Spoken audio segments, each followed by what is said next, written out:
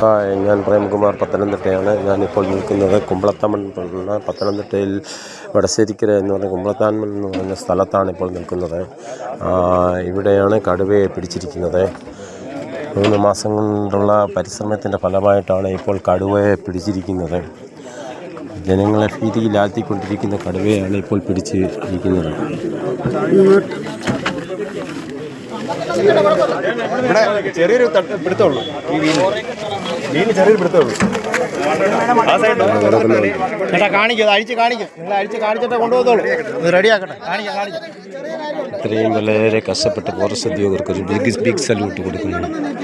കാരണം ഇത്രയും വളരെ ബുദ്ധിമുട്ടി.